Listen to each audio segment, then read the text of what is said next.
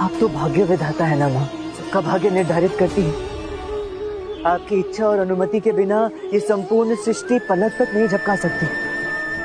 फिर पापी और कुकर्मी क्यों सदैव सुखी रहते हैं और हम जैसे निरपराध साफ सुथरे आपके आदर्शों का पालन करने वालों की परीक्षाएं कभी समाप्ति नहीं होती?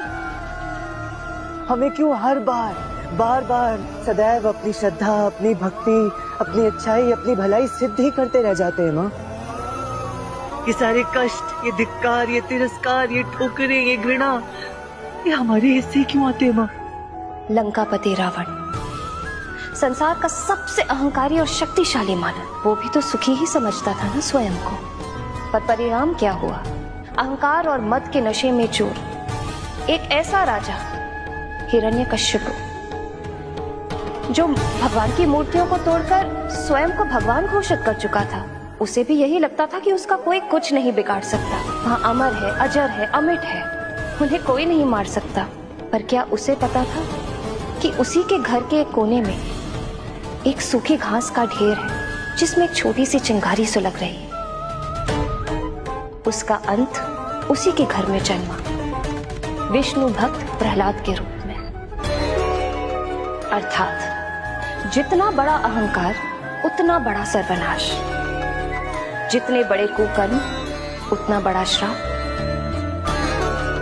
अब ये सारी परीक्षाएं केवल उन्हीं व्यक्तियों के जीवन में क्यों आती हैं जो सदात्मा हैं, निष्पाप हैं, निष्कलंक हैं? प्रभु श्री राम सबसे बड़ा उदाहरण। उनसे बड़ा युग पुरुष, उनसे बड़ा पुरुषोत्तम भला कोई हो सकता था? किंतु उनकी परीक्षाएं कभी समाप्त ही नहीं हुई। एक जाती रही, दूसरी आती रही। वे तो स्वयं भगवान थे, उन्हें क्या आवश्यकता थी इतने कष्ट भोगने की, इतनी परीक्षाएं देने की?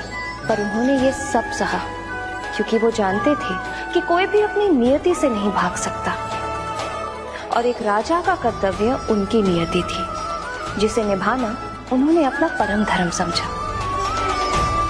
उदाहरण बने कि जब प्रभु श्री राम जैसे परम पुरुष, परमवीर धनुषधारी नियति का सम्मान करके उसका अनुसरण कर सकते हैं, तो रामा क्यों नहीं?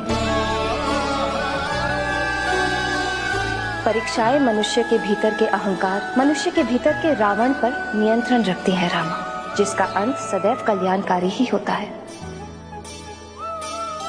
कठिन समय का सबसे अच्छा मित्र है साहस।